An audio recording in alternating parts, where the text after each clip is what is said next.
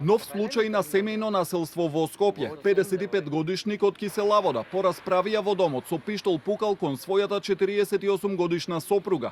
За среќа куршумот завршил во прозорецот. Се заканувал и на нивните три ќерки на возраст од 26, 24 и 18 години и физички ја нападнал 24-годишната ќерка.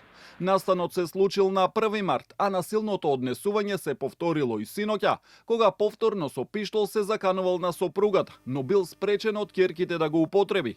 Случајот е пријавен во полиција и мажот е уапсен и задржан во полициска станица.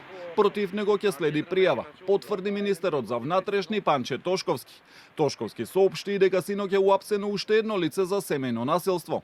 Потенцијалниот насилник е задржан во рамки на полициска станица и за истиот ќе се превземаат действија согласно она кое што го имаме утврдено како фактичка состојба првично. Битно е дека во конкретната ситуација за среќа немаме смртни последици.